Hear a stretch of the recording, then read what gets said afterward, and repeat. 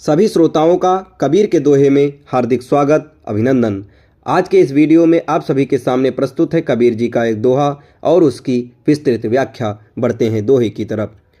हाँ कहूँ तो है नहीं, नहीं कहा ना जाए, हाँ नहीं के बीच में, हाँ नहीं के बीच में साहब रहा समाए। आज के दौर में साहब कबीर का ये दर्शन अत्यंत प्रासंगिक है।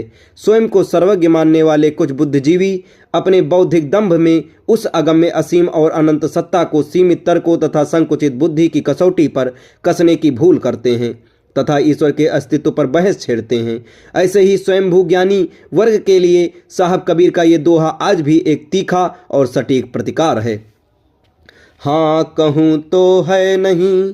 जब तुम कहते हो ईश्वर है तो तुम अनजाने ही उसे एक वस्तु बना देते हो। मेज है, कुर्सी है या आखिर पेड़ है, और उसी कतार में ईश्वर को भी खड़ा कर देते हो। लेकिन जो वस्तु हो वह इंद्रियों के अधीन होती है, जिसे देखा जा सकता है, जिसे छुआ जा सकता है, जिसका रंग होता है, जिसका रूप होता है।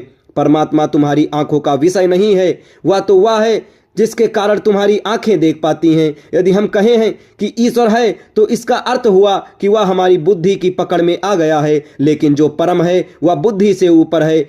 इसलिए अगर हाँ कहूँ तो भी गलत, क्योंकि सत्य को है कहना उसे मन की गिरफ्त में बांध लेना है।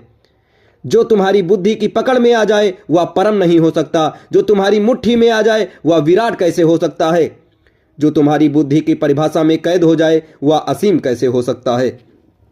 परम तो वही है जो पकड़ से बाहर है, इसलिए सत्य को है की श्रेणी में नहीं बांधा जा सकता। वह तुम्हारे किसी भी संप्रत्यय में नहीं समाता, नहीं कहा न जाए। फिर आते हैं वे लोग जो कहते हैं ईश्वर नहीं है। ये तो और भी बड़ा अहंकार है। एक छोटा सा दिया अगर कहे कि सूरज नहीं है तो उस सूरज का खंडन नहीं, दिए की सीमित रोशनी का प्रदर्शन है। नहीं कहने का अर्थ है तुमने ब्रह्मांड का कोना कोना छान लिया और तब यह निष्कर्ष निकाला है कि तुम्हें वह नहीं मिला। नहीं कहने के लिए तुम्हें पूरे अस्तित्व का मालिक होना पड़ेगा। ये तो ऐसा ही है जैसे सागर की एक मछली कहे कि सागर नहीं है। नहीं है कहने वाला भी स्वयं को अंतिम निर्णायक मान बैठा है। मेरा इंद्रियों का नहीं दिखा, मेरी बुद्धि को समझ नहीं आया, इसलिए नहीं है। तो फिर तुम अपने अनुभव को अंतिम कसौटी बना रहे हो। तुम नहीं कैसे कह सकते हो? जिसके सहारे तुम सांस ले रहे हो उसे नहीं कैसे कहोगे? जिस चैतन्य के कारण तुम ये प्रश्न उठा रहे हो वह आधार ही वही है। परमात्मा वह नहीं जिसे साबित